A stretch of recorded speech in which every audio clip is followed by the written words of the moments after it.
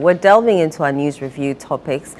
Joining me for this very important discussion is Ibrahim Ejay. He's former Assistant Secretary, Office of the former President. Elvis Darko, Editor, News Center newspaper. We reviewed that as well. Wanda Madilo is a member of the NDC communications team. Gentlemen, you're welcome. Thank you. I'm lucky to be amongst such great gentlemen like yourselves. Did any of you come to the AgriFair? I don't think I cited any of you there. No, I couldn't make it. I traveled. Oh, you traveled? I got yesterday night. Oh, okay. Yeah. And Wanda yourself? No, But I followed. You followed it from a distance? Yes. You also followed from a distance? I followed on TV and radio. Radio? Yeah. Ibrahim, yourself? I have to plead the fifth. You have to forgive me. It was my intention to come. Okay. Events proved otherwise. But yeah, we saw the news reports. I think as my two colleagues also did. Okay. So a big ayeko Thank to ChannelOne. Thank you. Yeah. Thank you. So the Agric minister passed by on Saturday and he mentioned that government's new roadmap from under the Feed Ghana program is placing irrigation at the forefront of boosting productivity and, stabilizing food supply. He also mentioned that we must feed ourselves to be truly free. And I'm going to start from you, Wanda. When we talk about feeding ourselves, what does it mean in the context of Ghana? Oh, no, it's very simple. It's not one of those statements that, does not explain itself. Feed Ghana, in fact, grow Ghana, feed Ghana. That's a full slogan. But, in recent times, we have all been concerned about slogans. And so I'm not going to dwell so much on the slogan, but the content of what that meant. What that meant is that, we spend so much on imports. On cereals, for instance, in Ghana, we spend so much on tomatoes. We spend so much, that's just vegetables. Onions, we spend so much. In fact, when the Russia-Ukraine war started, we were talking about grains that comes from Ukraine to Ghana, and for that matter, we were hit, so much about happenings on the other side of the world. What government sought to do, in fact, that is captured also in our manifesto under agriculture. One is women in agriculture. We want to promote women in agriculture. We want to promote mechanized agriculture. We also want to do the irrigation, the irrigation farms bit. That is also one of the plans of government. And then agribusiness as a whole. Agriculture is just one bit. If you talk about it, that's the general, posturing of the industry.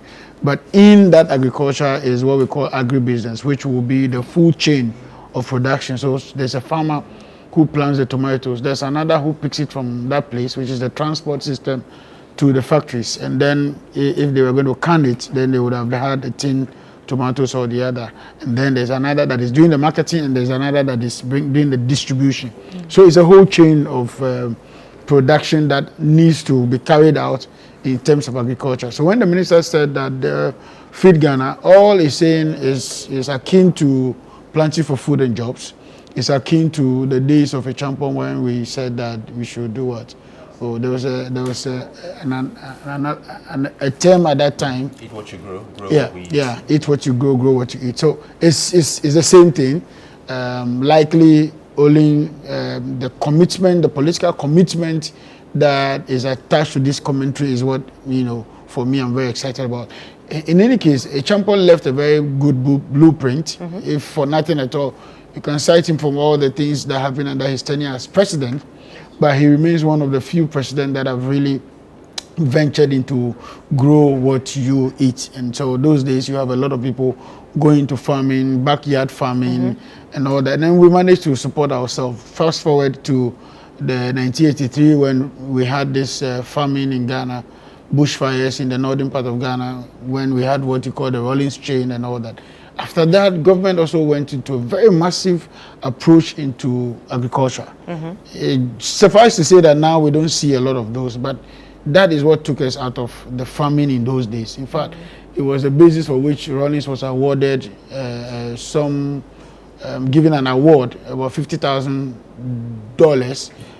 called the Hunger Project, and that is what he used to establish UDS. So it is refreshing to hear some of these things. It is more refreshing when government makes further commitment in that regard, helping people to support, the farming business. It's not only also about crop farming. We also have animal husbandry, or what you call poultry and all that. So the Nkuko Kitikite thing is also one of those projects.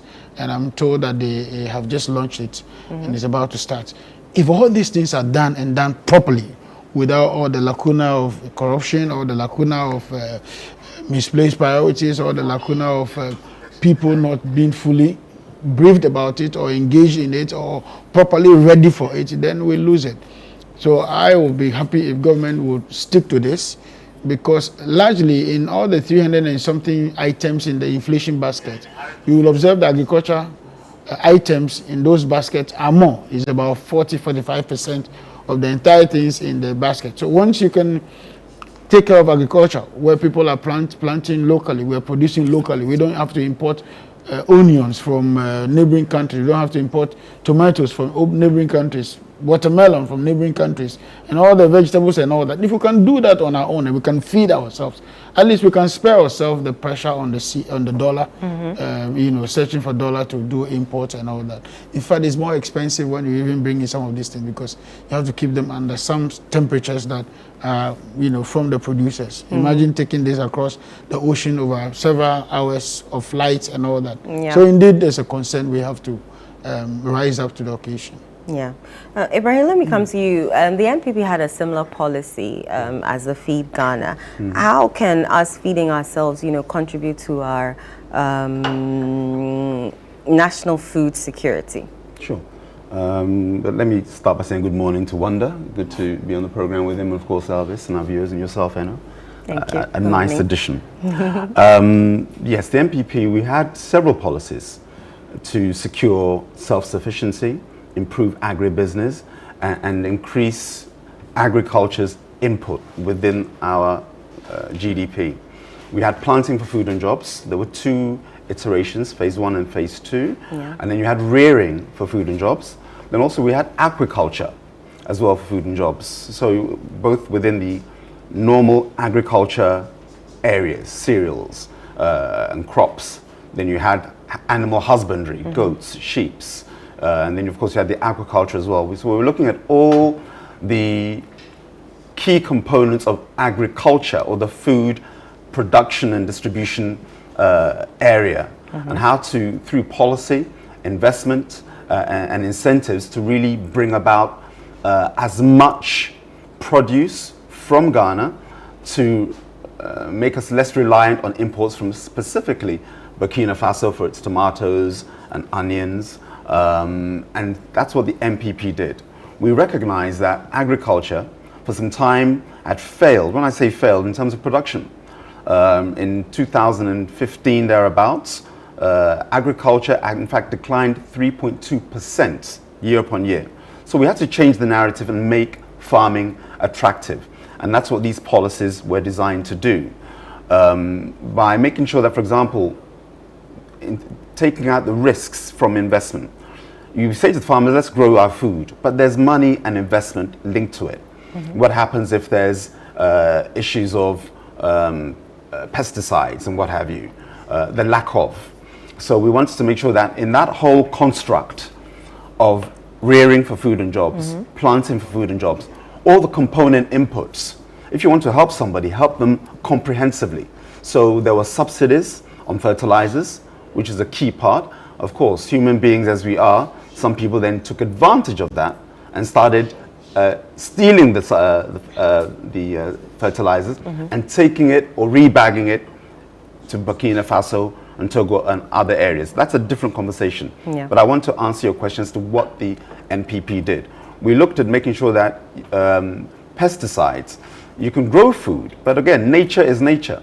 How can you equip that environment to be robust against, pesticides and parasites? Yeah. So again, those inputs were equally given. Then mechanization, we had the mechanization centers across the country, whereby instead of the usual hoe and cutlass, I'm not saying that hoe and cutlass has been with us ever since, but there was a a concerted effort, to make sure that farmers had access to mechanization centers, your tractors, and other farming inputs or mechanisms whereby they could be leased.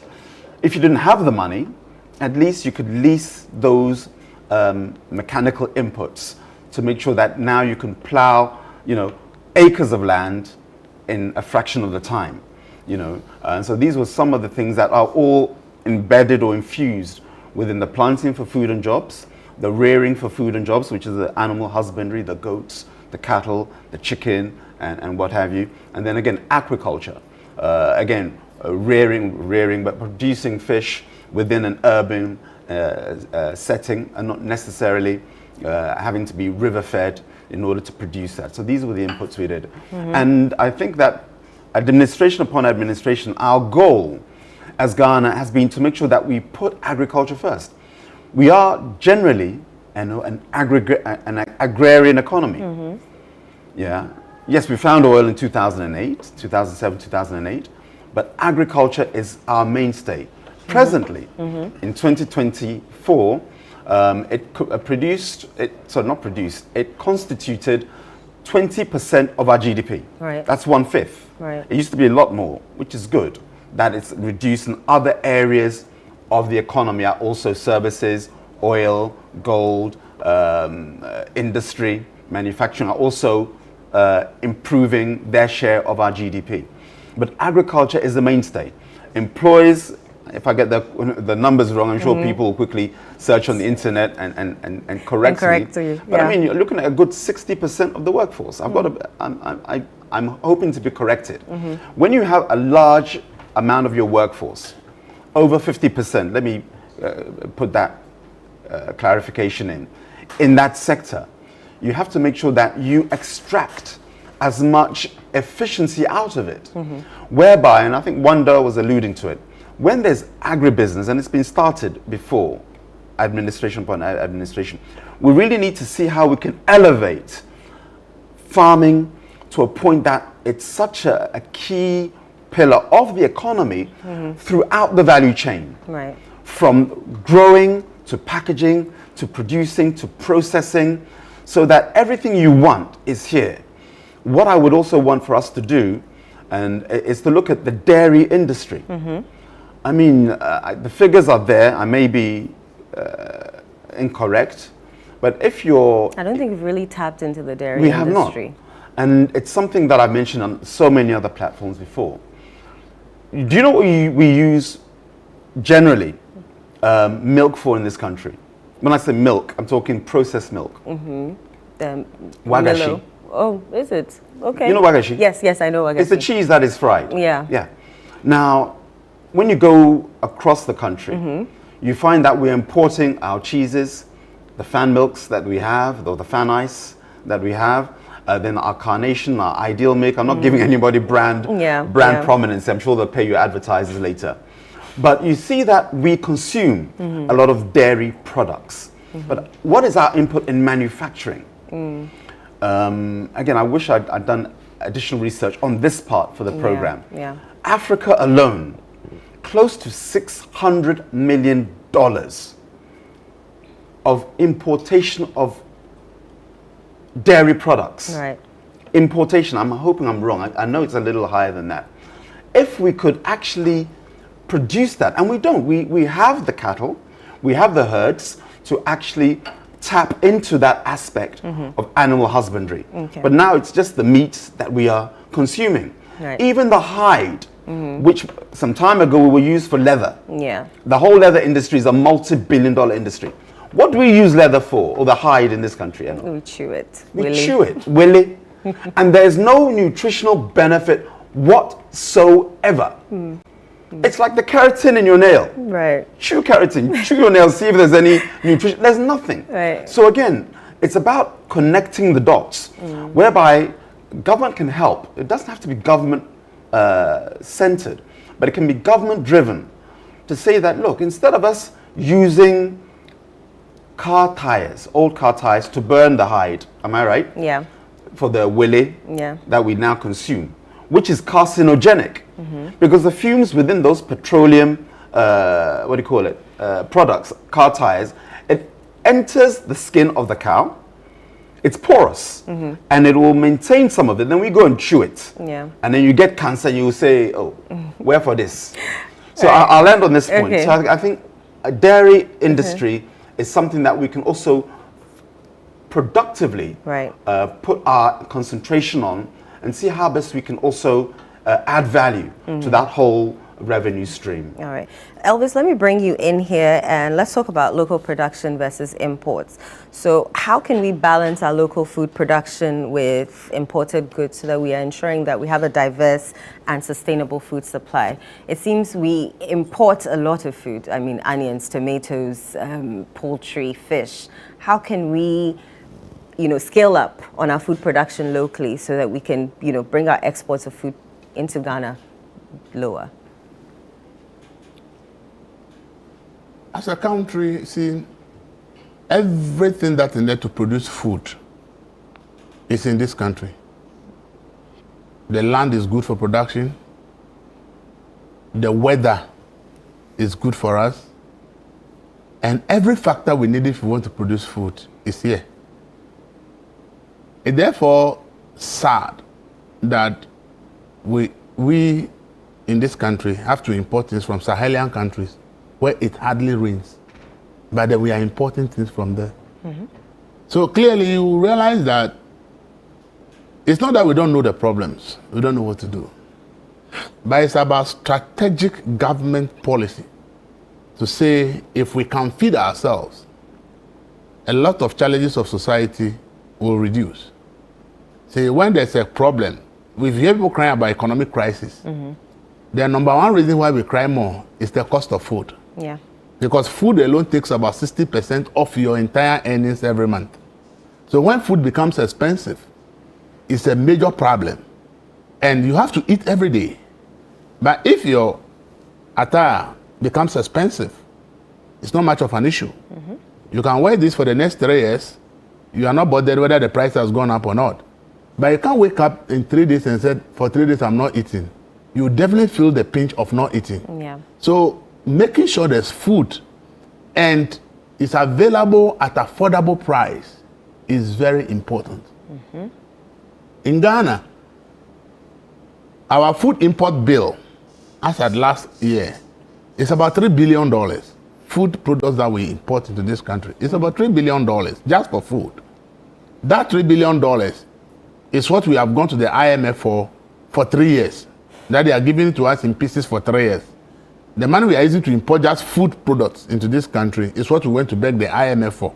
And they are giving it to us in pieces for 3 years, and it's a loan we have to pay back. So if we can cut our food imports, clearly it means that we are strengthening our economy. We are giving the city the backing it deserves. Everybody getting food at affordable price is happier in this country. However, see, there are several issues why we have the problem we have. Most of the time, we look at it as if we are not producing enough. But sometimes, it's not only about producing enough. It's also about producing and preserving and keeping it for long. We produce a lot of things, and when they are in season, the food product are in season, it just rots because we lack preservation methods. So they rot away. Within a month or two, you will see a lot of tomatoes up there, and it rots. Yeah. When watermelon is in season, 2-3 months, it's season. If people don't buy it, it rots. If onion, garden eggs, all these things that we need, that we eat on daily basis, when these food items are in season, because we lack preservation methods, it rots. So the argument most of the time about us not producing enough is largely also not because we are not producing enough. It's also largely because we lack methods to preserve what we produce. And so when the food comes to see, it rots away within a short time, and then the rest of the year, prices rise because we have limited supply on the market. If you check, the WFP says that our food waste, the food that goes waste in this country is worth about $1.9 billion. Food that we produce and goes waste. So you can imagine that if we stop the waste, our 3 billion import would have been reduced by 1.9 billion by just stopping the waste. So we are producing food worth over 1.9 billion and it goes waste. So sometimes when we are focusing only on the fact as if we don't produce enough, it's not necessarily only the case. We can produce as much as we produce and it goes waste. Truth is that we need to introduce basic, simple irrigation methods. Most of the time when we talk about irrigation, we think that's that huge, expensive cost. Ghana, lands are owned by families. So it's difficult to have large-scale lands for large-scale farmers to talk about irrigation at large scale. But I believe that you can still have small irrigation system on 2 or 3 acre farms. All you need is to have a borehole and a solar system to power the borehole to generate water. You can do it. And when you go to the Anglo side, when you go there, you see how innovative Ghanaians can be, but we are not applying it on larger scale. The next land next to a house, they pass pipes because there's a water behind, and they put a pump there, and they are growing these onions and all these things all year round because they are using irrigation to grow it. Why is that somebody is not studying that system and finding out how we can large scale it across Ghana? Right. But it's happening just in a small part of Ghana in Angola. When I go there, one of the things that fascinates me most is how, even though the land looks as if you cannot grow anything, these people have managed to find out that with the water bodies around, they could put up small pumping stations and then develop the land and put pipes. They just put pipes, dig small trenches and put pipes in between and then put the showers on it. And you go there and in the afternoon, water is flowing on onion, garden eggs, okra, pepper and the rest. And they are growing it all year round. And I'm asking, when we are talking about agriculture, it's not about sitting in Accra. It's about looking at individuals coming on these simple methods that are working and find out how we can scale it up for these small scale farmers across the country so that people will not say that because it did not rain, that is why we didn't have food. So I think that there are basic things happening in this country that if the ministry in charge decide not to look at what we have learned in schools, the large scale ones, but try to go around the country and say innovative ways that individual small scale farmers are going around things, it will help. I think the previous government started a project called the Enclave project, where they want to cultivate over 100,000 plots of land across Ghana, and the first one is in the Adan area here. That project, I think this government needs to, and I think that's what Alex Mould is supervising under MEDA. When you go there and see the methodology they are using, if we can scale it up to be one of the best things we are going to do in this country, because the government that provides the rules, provides tilling of the land, preparation of the land and everything, and then allocate 3 or 4 acres to young people, and then give them capital to maintain, to plant and maintain. They actually give plant material to manage the farms. And then when the produce comes, they sell, and then they reinvest the money. When you go there and see what is happening there for rice, it's so amazing. And I'm told tomato is to be done in some Ejura and others. I think that 100,000 acres, if the government can, this government can continue that project and make sure that that 100,000 acres is cultivated annually, our tomatoes and rice and all others will come down. You see, I talk about food preservation. Most of the time we are preserving food with chemicals and so many other things that when we eat, it have other effects. But what's important to preserving food is using nuclear technology called food irradiation. When Nkrumah started atomic energy, people thought it's supposed purely for power generation or for weapons. But you see, atomic energy, nuclear energy is one key reason why countries develop. In fact, studies have shown that countries without nuclear energy find it difficult to develop. Not only because of energy supply, but also because it's key to preserving food without using chemicals.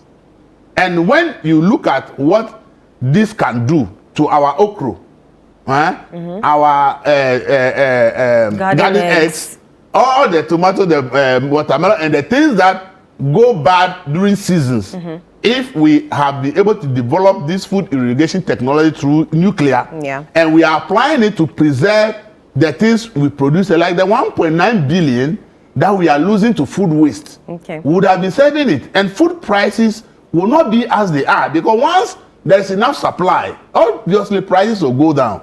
But when demand outstrips supply, obviously you should have higher prices. So as a country, see, we are told that right now if you need about nuclear technology, you need about 4 billion to maybe a 1,000 megawatt technology. But we are losing $1.9 billion every year to food waste. Right. So what if we go for a $4 billion loan from the capital market and said, we are using it to build a nuclear power plant?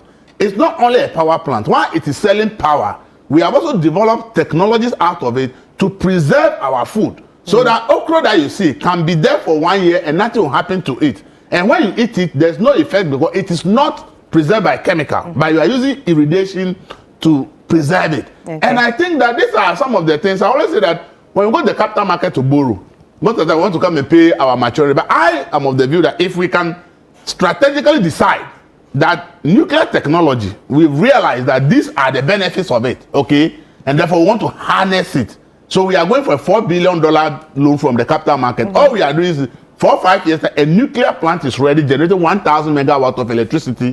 That is cheaper. Right. And we are selling it, making money out of the power we are selling. Okay. At the same time, we have come up with strategies and technology through food irrigation to be able to preserve our food so that $1.9 billion worth of food we produce locally does not go bad. So you see, if we don't take such decisions, we will always be complaining, but we'll only be talking.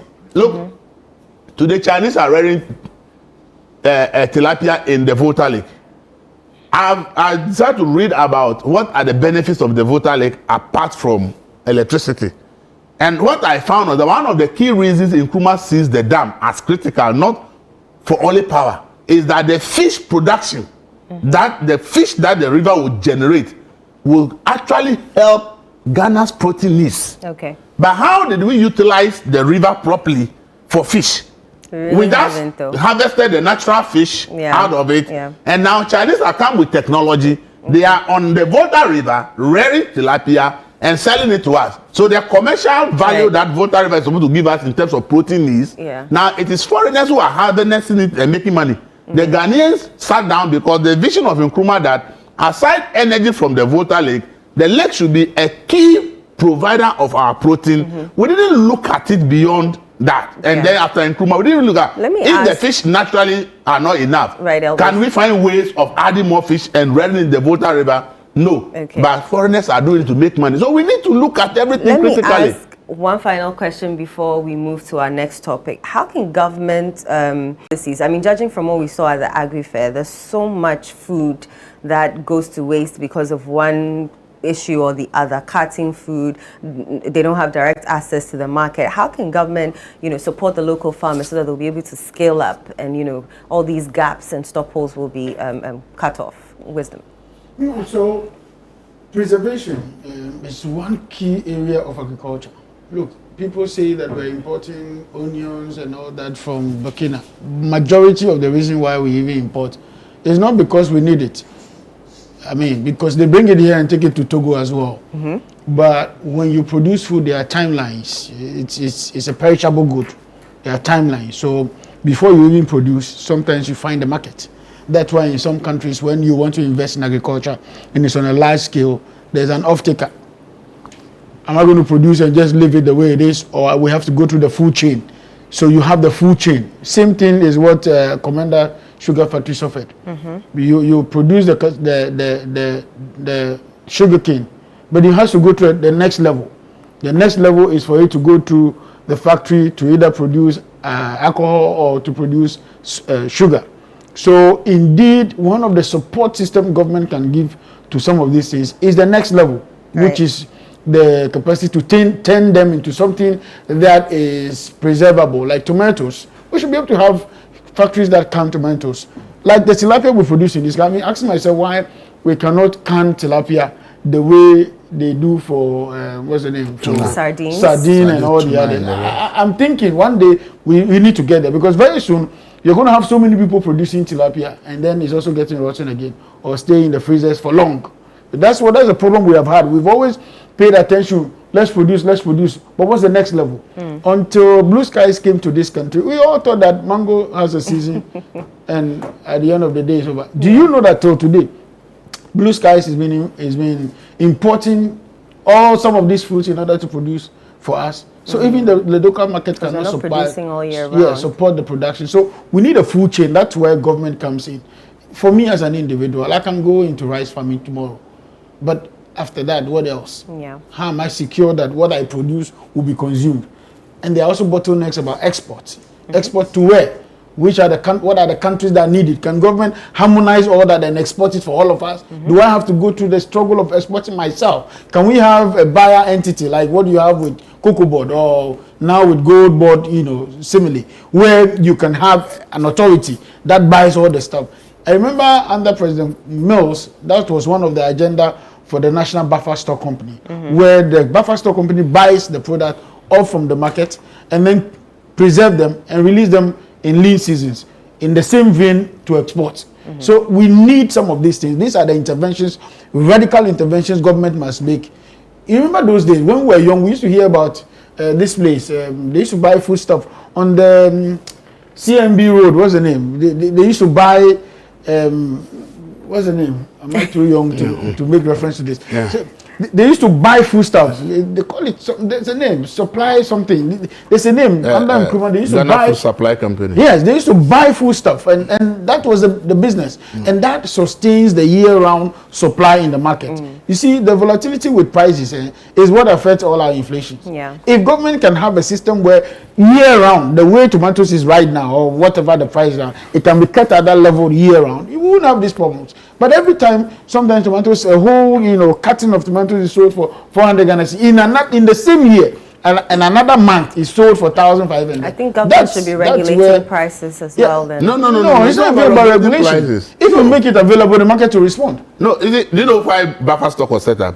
Is to make sure that they have grains in stock, Right. and then when there seems to be price shortage in the market, they release more, so that it stabilizes price. It doesn't mean government is controlling price. It's government making sure that the food is available, so that demand does not outstrip supply for market forces to increase the price. So it's not about government controlling prices. It's the government making sure that there's enough food in the system that when people need can be released. Not about controlling pricing. All right. You understand it? Yes. So let me add it to my contribution. So I think that, you see, the critical issue that we need to address now is we must take a bold decision that whether tomatoes or all these things, as he said, if you want it to be available all year round, you must be able to preserve it. How do you preserve fresh tomatoes? So the critical issue, if we as a country, I know the Nuclear Power Authority is working for 4 years now. They have worked. I think they have selected a site.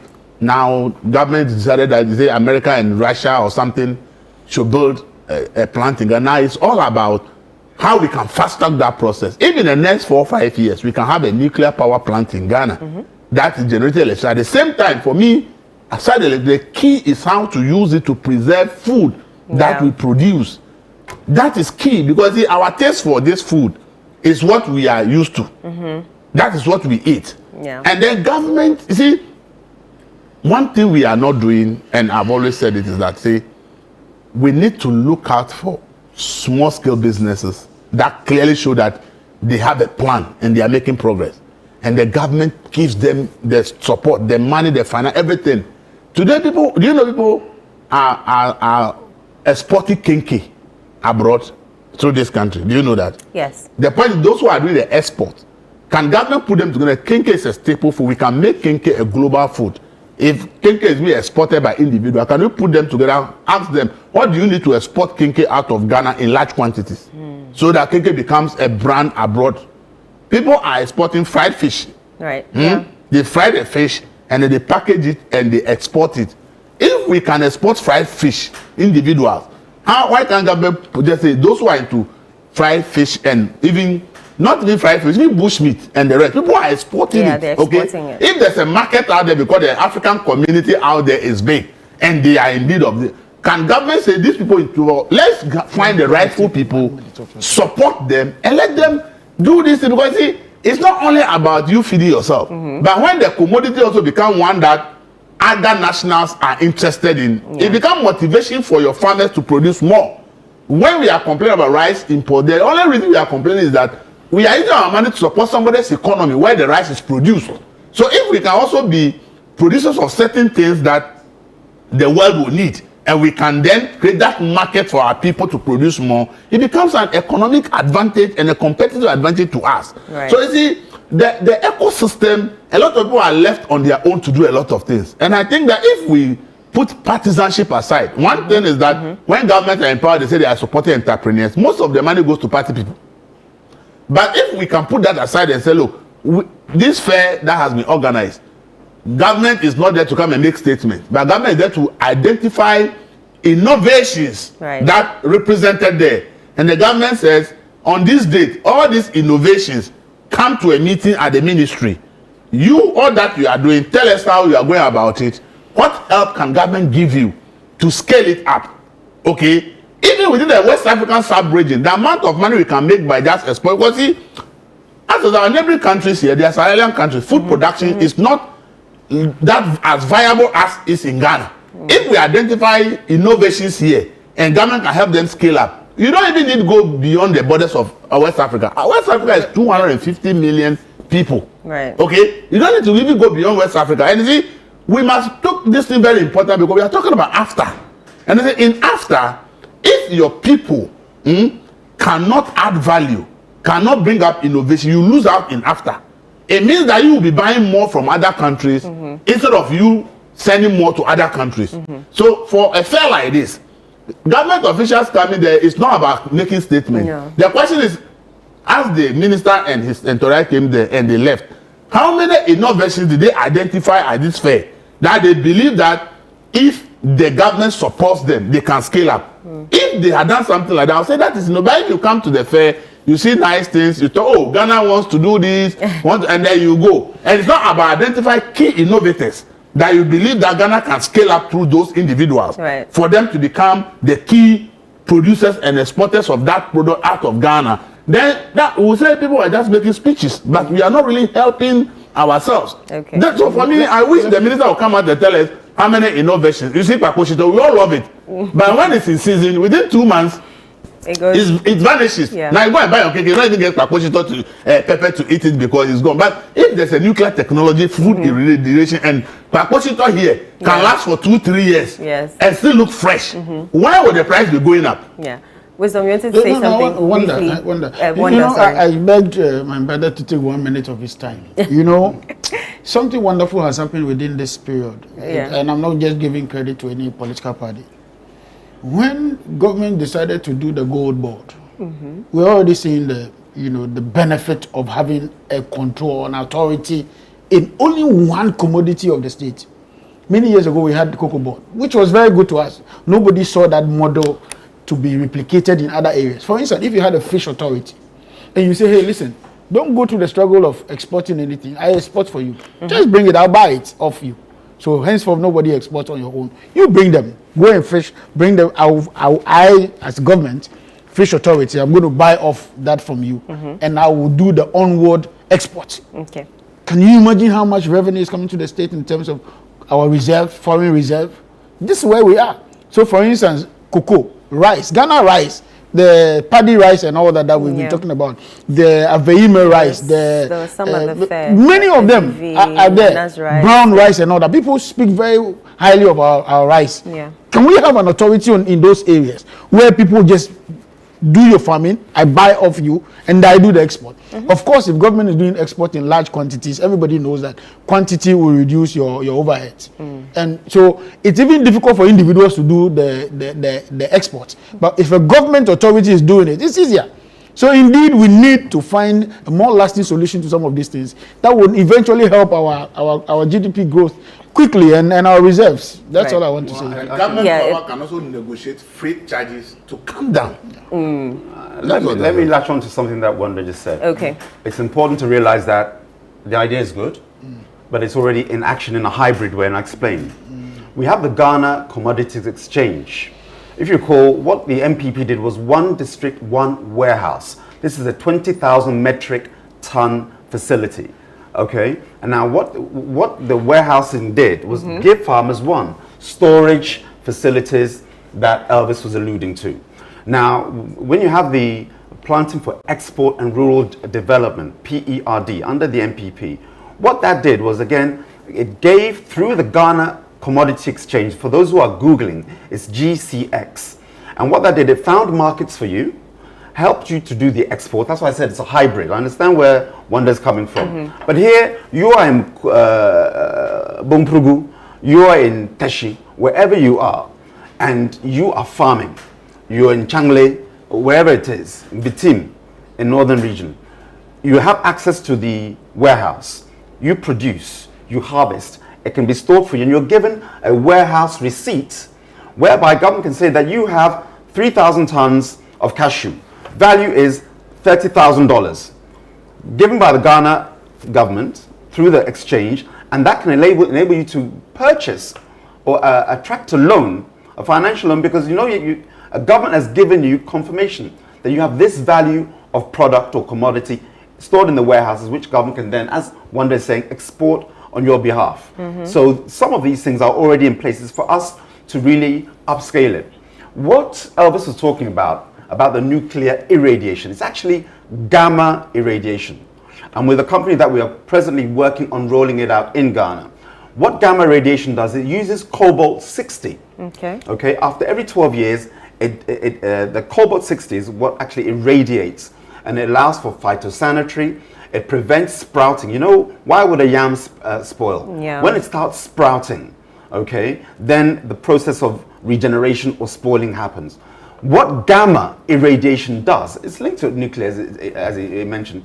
It kills the microbial elements within it. It preserves it. It has something which we call sensen. If I get it correctly, it's I think sensien. Now, sensien is a way of saying to stop ripening or aging, and this is what it does. So that, as was mentioned earlier, when it passes and when you go through the gamma irradiation, now the cost is not the 1.something billion or 2 billion that Elvis was mentioning. That's for a nuclear plant. Yeah. A gamma irradiation plant can be a standalone facility costing in the region of $50 million to $250 million, depending on what it is that you want to do. I know that Ghana Atomic Energy Commission is working on that as we speak right now. And what it does is that, apart from preserving, which has been mentioned by my colleagues here, apart from preserving, it opens up other export opportunities. Try and sell your cashew nuts to Japan right now. I'm talking from Ghana. If you don't have the necessary phytosanitary certificate saying that it has gone through gamma irradiation. Now, imagine you're a farmer somewhere in the Volta region or somewhere in Cape Coast. How do you access this facility? I've just given you the cost of a facility between $50 million and $250 million. You produce, okay, and it can be packaged. When it goes through the irradiation, it can go through packaging. So if we wanted to, for example, to actually gamma irradiate this water, okay, you don't have to take the water out or the product out or your fruit out of the packaging. It will pass through the conveyor belt and it will irradiate it. And as has rightly been said, there are no side effects. And it is a cold process. There's no heating, because you can preserve through what? Heat. Am I right? Yeah. Good. But this is a cold process.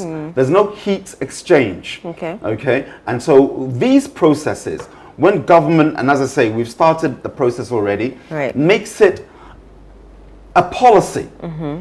Because the key beneficiaries, of course, is the farmer. Because now that 1.9 billion annual post-harvest loss, which Elvis was 100% right when I read up on it, it's nearly $2 billion we lose because of the post-harvest losses. And now, because of the network of warehouses that are already in the country, farmers have access to them. And then again, it's about positioning these gamma irradiation facilities, because it's about transporting to the facility, having it irradiated, and from there, you link with a freight forwarder, so that, as is mentioned, I think Elvis just mentioned it. You can then quickly, from farm to warehouse to the irradiation facility, and you quickly export it to your market.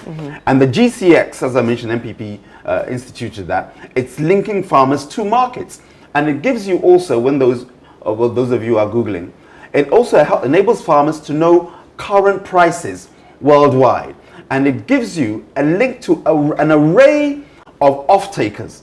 So you're not limited to, let me send this to Oman, let me send this to Nigeria, let me send this to South Africa or Sweden. The GCX platform gives you, the farmer, the list of importers of your product. And then it's about linking, and that's why I said it's a hybrid. What Wanda was mentioning was how can government replicate the gold board? So that now we will take it and export. There's pros and cons on that. It's good, but then everything becomes government. And once you have a bottleneck, or like your eggs are in one basket, when it collapses, the whole thing shifts. Yeah, the but whole thing. it's a good idea.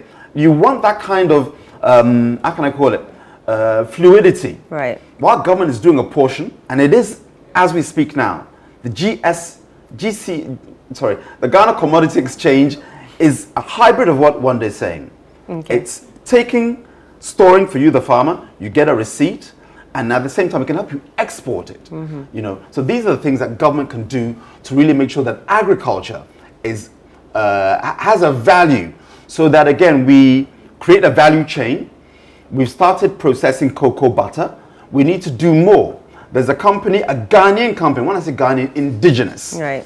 called Niche. That one I'll promote. NICHE. You've seen it, Niche chocolate. Yeah. It is Seen it. comparable with anything on the market globally. Very true. How we can make sure that Niche can process its own butter, the Right. cocoa, so that we actually send out the cocoa butter or the cocoa paste and not the raw cocoa beans. We've started. It started in 2001, but we need to do more so that what we now do is exporting the cocoa finished product. I'm talking the paste and the butter Yeah. for Lindt, for Hershey's, for Cadbury's and Roundtree's and the Mars industries to actually Yeah. take off. Yeah. So these are some of the things we can All do right. now, if I can add my voice there. Thank you. Let's switch our attention to the OSP versus Kenu Frimpong, and in this case versus Jampo, the acting CEO of the Ghana Shippers Authority. Now, the OSP, he has strongly dismissed allegations suggesting that its ongoing investigation into former finance minister is motivated by personal bias. Now, Elvis, I asked you, to what extent should public officials, comment on such investigations? I have not seen exactly what Professor Jampo has said. Okay. And the OSP coming to say Professor Jampo tested him during the process. Yeah. They also didn't share what Professor Jampo said in the text. So, as to whether Professor Jampo is trying to influence the investigations, I can't tell, because I don't know what specific things he said or what is contained in the text that he said to have sent to the OSP or the call or whatever. You see, sometimes, that's why I always tell investigators, but it's better to do your work silently. When you do your work and it is press conference and public, you open yourself up for people to also what? Tell you what they think about the way you are doing your work. I think that Professor Jampo, as a public official, I think he has responded per what he said. If that is what it is, Yeah. if that is the truth, then I don't think it's aired, because he said he is only cautioning that the OSP should go about their work in a manner that it doesn't cause the state judgment debt or financial loss. Look, we lose a lot of money to judgment debt in this country. When things are done, it goes to court, and the court determines that the state didn't do it well.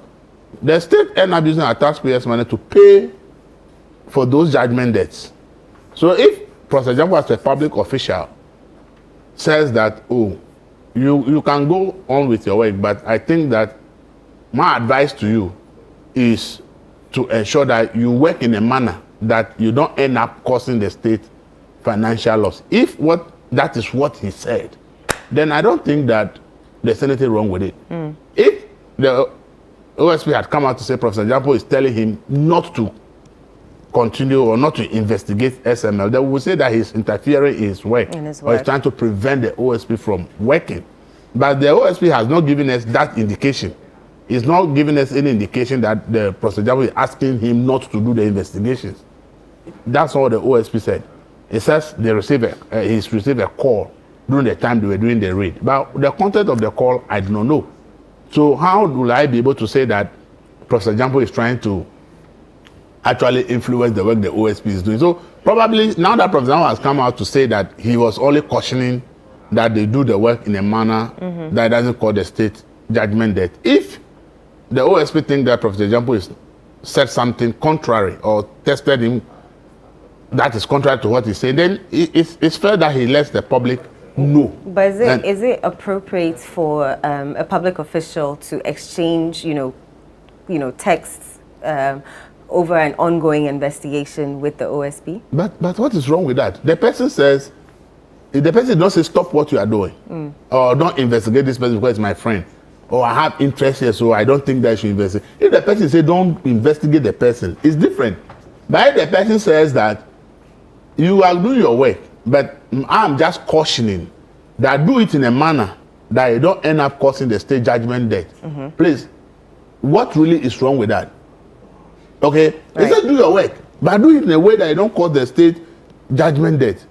I don't see anything wrong with it, because if there's a judgment debt tomorrow, it's our taxpayers' money that will be used to pay. Yeah, and he said, Professor Jamo being part of government, if the backlash hits government, he's part of the government now. So he cannot escape that backlash if anything should happen tomorrow, and then people begin now to say, but the government is the one. You'll be surprised that at the end of the day, nobody will be, when there's a negative now, the narrative will now move to government instead of the OSP. Do you understand? Yeah. So if you are all working as appointees of a government, and then one appointee felt that, I can give you this advice, a caution that whilst you are doing your work, make sure that you do it in a manner that it doesn't cause the state judgment debt. I don't think there's anything wrong. Okay. But if the person comes to say, this person is my friend, or these people, I know them, or it's my relative, or for whatever reason, don't investigate. Then that one, the person is preventing you from doing it. That one, we all will condemn Professor Jamo if that's what he did. But as I said, the OSP did not. The statement it issued did not say that Professor Jamo has asked them not to investigate. He just said that Professor Jamo placed a call to him at the time they were doing the raid. He didn't disclose the content of the call. Okay? Even Professor Jamo's response shows that even the OSP did not answer the call. According to Professor Jamo's response, the call was not even answered by the OSP at the time. Yeah. So if I call you and you are doing a raid, and I say, look, what you are doing, do it in a manner that it doesn't cause judgment debt. I don't until that's what I'm saying, that maybe the OSP needs to come. Now that Professor Jamo has responded, maybe the OSP needs to come back and say, maybe Professor Jamo says the former finance is his friend, or is something, therefore he shouldn't investigate. Or somebody in SML, or SML as a company, he knows them, so they shouldn't investigate. Then that one, they will be discussing the issue from that perspective. Right. But just telling us that the person called you or sent you a text in the midst of your raid on SML, and that was it. There's no accusation of he is asking you or trying to impede the work you are doing.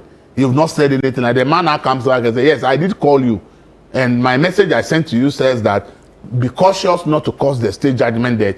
I don't think that this one, as I said, unless the OSP has something that is not said, if they bring that one up and Professor Jamo is interfering and saying don't investigate, then that one will go after Professor Jamo for doing that. But I don't think that if you are doing your work and somebody cautions you that the way you are doing your work, I think that be careful not to cause the state judgment debt.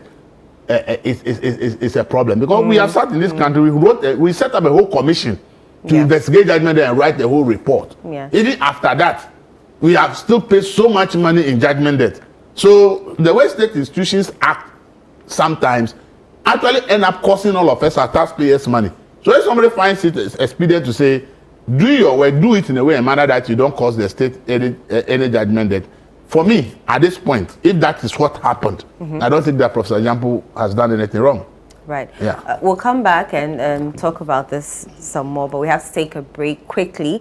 When we return, we continue the conversation. Don't go. Right. Hey, welcome back. This is Breakfast Daily right here on ChannelOne TV. Just before we went on break, we were talking about the OSP versus Kenu Frimpong versus Jamo. Ibrahim, let me start with you this time around. Where should the line be drawn between constructive criticism and the interference in legal processes? Yeah, how could I unpack that? That's a nice one. You're trying to already box me before I give my opinion. Where should the line drawn? The line should be drawn where you are actively interfering or impugning the integrity of officers of the state to carry out their job. You have the right to comment. Everybody, nobody should be muzzled. Right. If you see something, say something, but know how to frame what you're saying. So that's where the line should be drawn. So now let me explain why I say so. I think Elvis didn't quickly read up enough on what Jampo said. He talked about when he called him, he didn't pick, then he sent him a text, which he later shared. Jampo himself, Professor Jampo shared. And he said that, words to the effect that, I hope your investigation into SML is not a personal vendetta. Then you're impugning that what the OSP is doing is not in the interest of the state by wanting to settle personal scores. Yeah. So straight now you put the OSP in the dock. Now anything they do, as a portion of the public can say, this one is not true.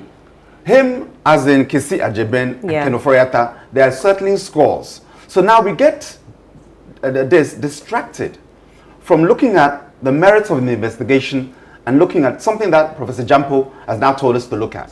That there's a personal score.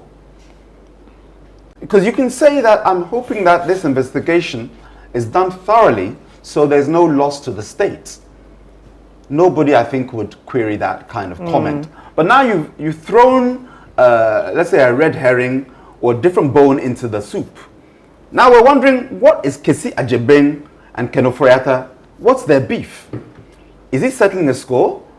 Is he using SML as a means or foil to get Kenu Frimpong,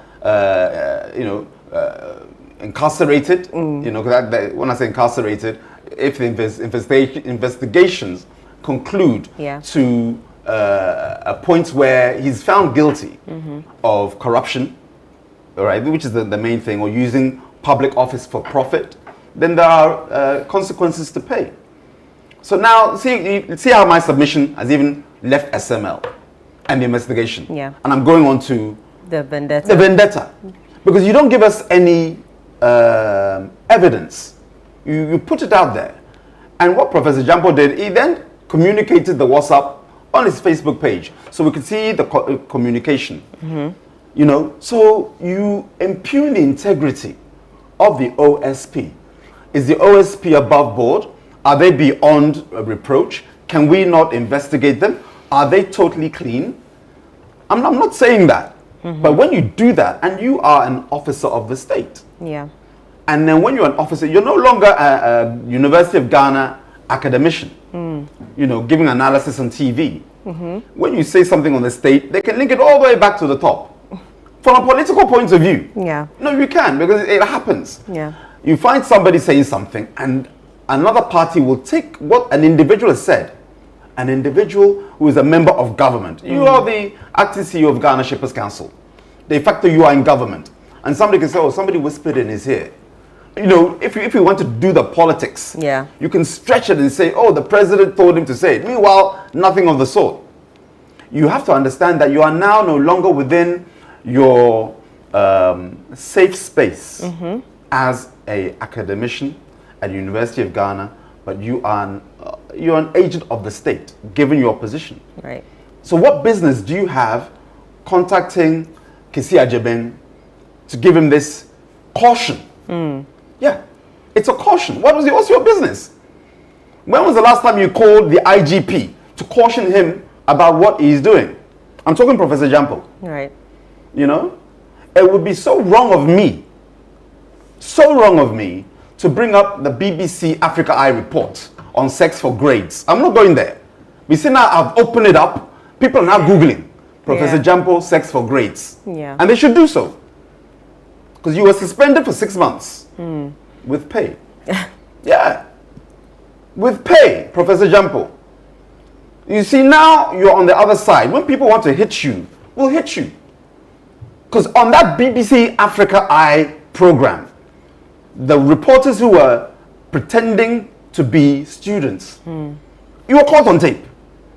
And you, Professor Jampo, asked the girl, what school did you go to? When she responded, you said, oh, I heard that school likes the P word.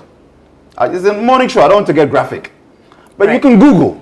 Now, some say, Brian, how for this commentary, you're diverting to this.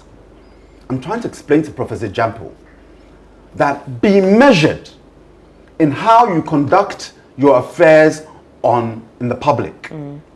Because now, people now start throwing these, and I'm not the only one. You go online, you see references to the sex for grades that Professor Jamo was implicated in.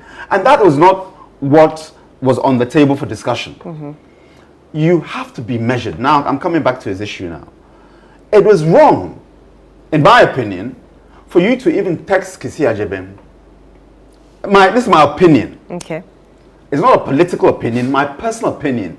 If you have some intel, wait and give him the information. Your interference at that critical moment when the investigation is going on does not add value to the investigation. It rather make people raise their eyebrows. Hey, what business is SML to do with you? Because this is not the only thing that Kesi Ajeben, the special prosecutor, is doing. Yeah, or investigating. What about the other areas? You know, why did you not comment? When Kesi Ajeben was commenting on the Airbus regarding then former President John Mahama, yeah. Did you say anything? You kept mute because you had no issue there, no problem. And there's been other incidences where the Office of the Special Prosecutor has found it necessary to be investigating certain allegations. Right. Why have you not commented on all those other ones? And if you have in private, no problem. You've kept it private. But the moment you come publicly, Definitely. it makes the public now distrust the Office of the Special Prosecutor. I'm not saying we should take what they say, you know, Hook, line, and sinker. Hook, line, and sinker. Thank you, Eno. But as a government officer, be measured.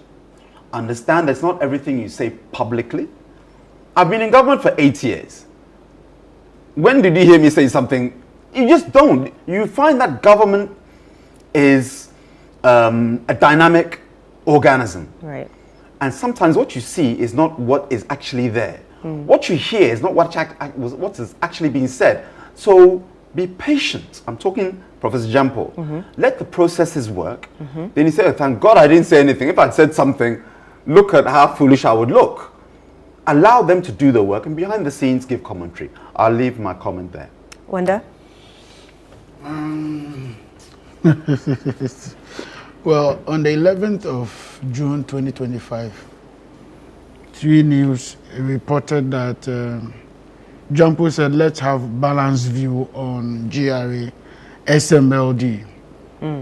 He and I'm trying to read something before I get into what I want to say. Okay. He tried to say that I want to see where he's going. It should be released on condition that we will read. I mean, it's talking about the report of the discussion clearly shows that we have not read through the scanty report release. And he went on and on and on. Let us have a balanced view of it. And if there is a clear need for the service, let's make that point. If there is a need for a review, we should talk along that line. It appears the regime is noted for clearing people even before they are investigated. And so we are fixated on that posturing and all that. So in the lead up to this whole SML, even before, he's made some commentaries that seems to have a very, take or leave it, soft spot for SML. This is where the issue is coming from. It will suffice you to know that both Jamo, Professor Jamo and Dr. Kesi Ajeben are classmates in Lagos. So I did not expect this to get to this level. But you see, we all have to be measured. And I want to agree with my brother. We have to be measured. Once you are in government, your conduct within and without comes into sharp focus. You see, what he has done right now may put the president or any other top high-ranking government official in a fix. Because the president has just a week ago said that he's not going to interfere with any investigations. And then you have an official of the state, going on a tangent that is likely, and God forbid, when I don't think the president is aware about of this and all that, but you then make it difficult for us to defend the president. Right. Because you are not an ordinary government official. And if the MPP wants to be mischievous, they will latch on this and start going on and on and on and on. And I want to state clearly that the president is not aware. This is a personal relationship between Kisi Ejobin and Professor Jampo, and they are doing their own thing. Unfortunately, it's gone out viral. Right. I think that Professor Jampo should exercise some restraints in his public conduct and private conduct, because by the time you are appointed as a political appointee, you now carry the cloak of both I don't know, a neutral arbiter at the same time, justice, deliverer or whatever of the sort. So you need some level of, I didn't want, of course, he's not a politician. I'm not any typical politician, won't even send a text. If I call you one, two, you don't pick, I won't send a voice note, I won't send a text, because tomorrow, and this is what is happening now, people are leaking private conversations and all that. Maybe over lunch, maybe over some, I ran into your office, and he's a high-ranking official. To enter OSP's office, that doesn't need to book an appointment. I'm sure he can just pass through, and once the receptionist or the secretary sees him, they will give him access. So he has to find that balance. It would help all of us. It will help the sanity of the state. It will help the sanity of the government. In fact, his own political career, if he intends to go along that line, it will help him that much. Kisi Ejobin must also be very accommodative of criticisms. You see, public life is public life. Right. We know that he's investigating, he's doing very well and all that, but he also must learn how to take some criticisms in good faith or in lightheartedness, or just let them be what they are. He has received more criticism than this. I don't know why this has generated into this discourse, but I know that people have had press conferences against him. People have said worse things against him. In fact, the family of the person he's investigating have also written some things that suggest that it's a personal vendetta and all that. So I don't know why this has gotten out of hand. I just pray that cool heads will prevail. I just pray that some high-ranking government official will call them to order, and then we can have some sanity. It's very dangerous for a government to be fighting among themselves and having all these issues. All you are doing is to give ammunition to your opponent. They don't even need to campaign. They just need to refer you to your own stance and some of the commentaries you have made against each other. And that ends the life of the government. So we as observers, we as those from a distance, want them to exercise some restraint, the two of them, or any other government official, in commenting on such sensitive government issues. SML is a big issue in this country. Okay. It's the reason for which somebody is being extradited, as it were, or listed on the Interpol, red notice and all that. So you don't need to go into some of those discussions. We need some cool heads to prevail. We also need to give signals to our international partners that, look, we mean business when we say we're investigating the matter.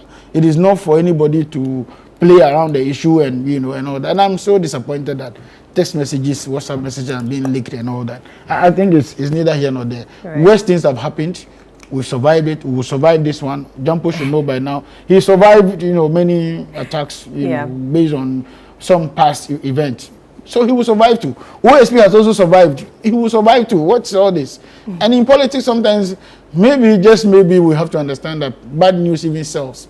Something you have to accommodate. There are people who will be in the news for the bad reason throughout their life, but they are achieving gains because all you need to do is that those bad news are not, you are not guilty in any of those. But bad news is definitely, come on. I was on TV the last time speaking about something. By the time I finished, people were sending messages insulting me. And why did you say this? Why did you say that? And I said nothing wrong. We were talking about the MPP and how what they were going through at the moment, with the emergency conference and all that. And I'm saying that, I'm not happy that what is happening in the MPP is happening.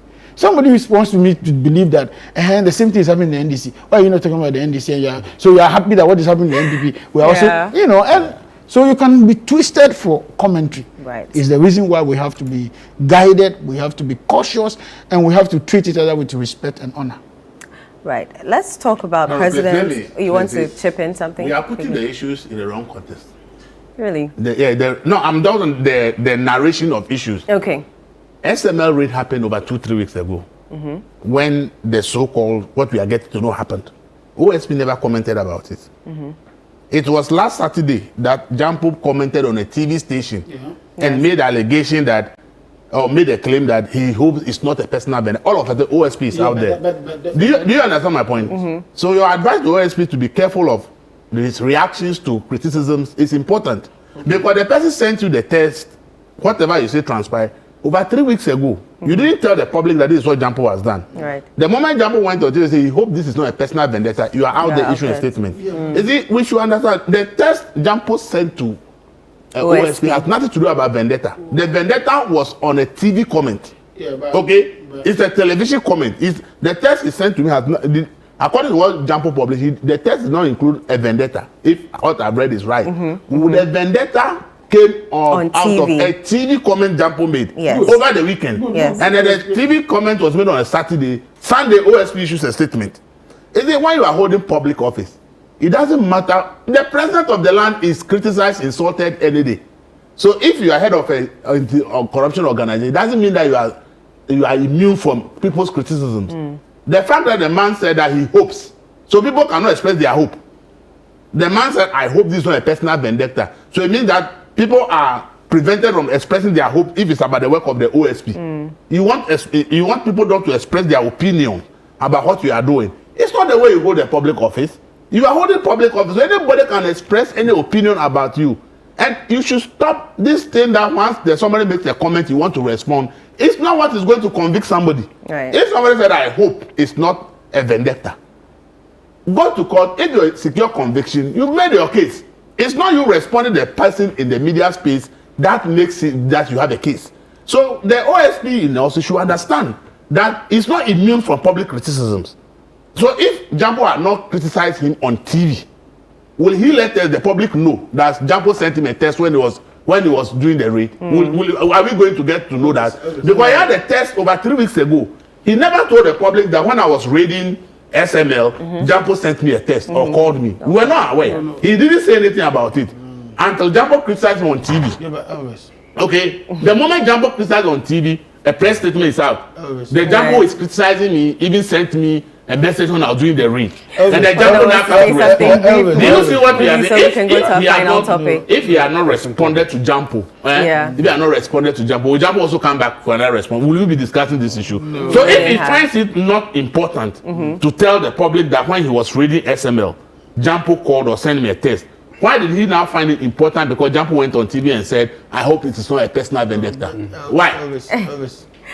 Yes, I'm supporting your point that I agree. I support him, but I think should that not make himself like he's above criticisms. The president of the land this morning, maybe more than 100 people have insulted him already. Many people have said all kinds of about that. That's the president of the land, the number one man of the land. So you heading an anti-corruption organization, you are not immune from public criticism. So if somebody expressed an opinion on TV and said, I hope what the OSP is doing is not a personal vendetta. He just said, I hope it is not a personal vendetta. It's an opinion. If the person expresses opinion and you think you have to respect the opinion, will you have time to investigate? People start to now criticize you, and then you'll be responding. Will you have time to do your investigation? So I think that he should be measured in his emotions. He should be measured in his emotions. He should know that the office he holds, the public office, people are free to criticize him any day, any time. The focus should be on the job, okay? The focus should not what people are saying about you. Because the way it's going, if we are not careful, people will decide that, a group of people will decide that every day will now attack the OSP so that he will not have time to do his work, but will be responding to us. How will he have time to do the work? Public office is public office. Anybody at all can criticize you in public office, okay?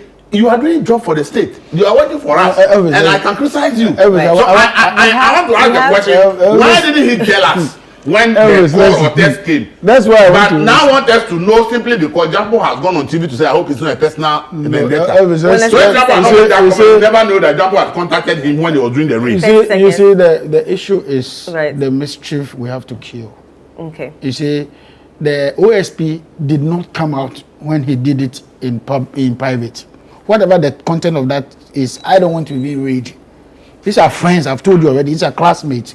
And so they might, have their own level of communication. That's not a problem. But the moment you make it public, in fact, even in defamation, for instance, the only way you can be, picked up for defamation or taken to court or sued is when you publish it. One, you have to publish. It must be defamatory, and you have to publish. And it must be targeted to somebody. That person is the one that will take you to court. So the SML thing is the same reference the private message talked about. Because he talked about when he was doing the raid. Then he comes on TV again, talks about the same SML and saying if he doesn't have a personal vendetta. I know that you could, bypass this or leave this to pass. However, maybe the OSP felt that it was going overboard, and this is the time to put a stop to it. He could have also done it in private. That's why I felt that the two of them had not exercise restraint. Yeah. Because they are public officers. Exercise restraint. That's what I'm asking for across board. Okay. One thing led to the other. If he didn't send the message, OSP wouldn't have responded. If OSP hasn't responded, he also wouldn't have come back. So when, like the Bible says that, it's a gentle answers, quenches strife, but whatever, causes wrath. Yeah. So it is important that both of them exercise restraint across board. The two of them, I'm not going to talk for one or the other, but the two have to exercise restraint. Okay. We have a couple more minutes to go, but let's quickly touch on President Mahama's appointments. I wanted to say something. You wanted to say something? So on this 30 particular seconds. one, I depart from Elvis's position. Right. Yes, everybody has the right to criticize or critique the OSP, and I've said it in my earlier submission. But look at the chronology of events. And Professor Jamo has himself said, I was cautioning him that his investigations, based on rumors he's hearing, I'm talking Professor Jamo, across the political divide, that this investigation should not be personal. He's accusing or cautioning, whatever you're doing, it should not be personal. So you've heard something, and then that is the basis upon which you want to caution Jamo, to the point that you want to call him. One does mention that there are ways and means that you can say, Chile, I've heard something, when can we meet? Why was it critical? Because when you call, Elvis mentioned, if you call me and you don't pick, I don't care. I won't text you a message. But after you call and because he didn't pick, then you proceeded to send the text. What was so urgent that you had to communicate this rumor to the OSP? Right. I'm talking Professor Jamo. Right. Because, as I mentioned, other investigations are ongoing. Why did you not vocalize your concern On the other areas as well? Right. That you hope it's not personal vendetta that he's pursuing. And these are the words that he has used himself. I'm talking Professor Jamo. It's not somebody adding or putting words in his mouth. He's explaining exactly what it was. Because he says in the Facebook post that it was Kisia Jeben was saying that he called him. He said, I didn't call you. I didn't call your office. I called you in capital letters. Right. And the reason why I was calling you was to caution you that given rumors across the political divide, that, be careful. I hope this is not a personal vendetta. I mean, anyway, let me end there. Let's briefly touch this story will go legs and going right to China. A caution and accusation are not the same thing. I didn't say he was accusing. So, a caution... Let's briefly touch on Kojobonsu going to China. There's a lot of things happening in China where he's going. US bombed Iran. Iran says they are closing the Strait of Hormuz, which is an essential route for global oil tankers, which in essence will affect, oil prices worldwide, Ghana inclusive. What can Kojobonsu do to ensure that Ghana's economic stability and energy stability are not affected? Because I know that the US have reached out to China to prevent Iran from closing the Strait of Hormuz. Give him only 1 minute. It takes all the time from us. So, why did you mention Kojobonsu? He's going to China. He's been appointed as an ambassador. Yes.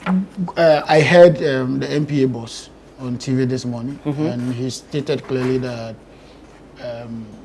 that will not immediately affect us unless the conflict, prolongs. Every government has strategic stock. As we speak, the MPA says that they have stock to last us for 2 months. Okay. Now, so when you start making your next orders and the prices shift, that's when you start doing the build-up, the price build-up thing. So we hope, first and foremost, that this comes to an end very quickly. And number two, we also hope that our inflation, including our exchange rate, the CD to dollar exchange rates, would make up for the increment, because that's where the trigger is. Sometimes there's no price change on the oil market, on the international market, but because your CD has devalued or your local currency has devalued, prices can still go up. So when you have a combination of the two, where your local currency is devaluing at the same time the prices, crude oil prices is going up, then you have this problem. But again, we have a longer term project to end some of these shocks that come directly from abroad. For instance, if we're able to do our gas pipeline project, which is the phase 2 of Ghana Gas, some of these things will be cut off, where you can, refine, you can get gas from your fields and all that. Number 2, if we are also able to manage our currency, we're fine. If we're able to also manage our imports, we are an import-dependent economy. We're importing virtually everything. So if you can feed yourself, grow and feed yourself, such that you don't have to take the hard currency out, then you can also be managing the currency as well. So indeed, gamut of issues to be done, and it has to be done as quickly as possible, so that the structural defect that our economy has, which is the reason why everything hits us, Russia, Ukraine hit us very hardly. What else hit us? Many other, COVID came and we were badly hit as well. Yeah. And so indeed, a lot of things have to be done, which is the structural change to our economy. And Gold Board is beginning to prove, good in that regard. That's why I was advocating for others until my brother drew my attention that the Ghana Community Exchange, Commission is also one entity like that. We need some of those homegrown stability measures to arrest some of these shocks from the external world. It will shock you to know that even what America is doing, they are not bothered about you closing your homes, because they have enough war within their own shores to take care of themselves. Yeah. So America doesn't care if you close or you don't close. Yeah. What should Kojo be focusing on? We have like 60 seconds to wrap up, unfortunately. In terms of China or in terms of China, and let's talk about Galamsey, because the ambassador to Ghana, the Chinese ambassador to Ghana, he was fending off blame that his nationals are not to blame for Galamsey. In light of diplomacy, what should Kojo be focusing on as he heads to China? Well, in terms of China and Galamsey, what Kojo should do is work on strengthening the bridges that we have with China. But in strengthening those bridges, he also has to recognize where there are excesses from Chinese nationals operating within Ghana, and see how and the ways and means by he can create a strong narrative for China to take action where necessary. I'm talking Galamsey now, but the Chinese ambassador is right. We allow the Chinese to come in. So it's the ball is in our court.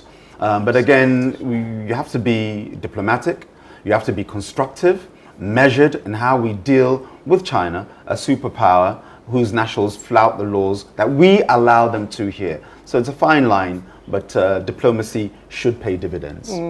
Elvis, do you want to touch on trade? And how we can scale up on trade in China, especially with the US 10% tariffs, in less than 30 seconds.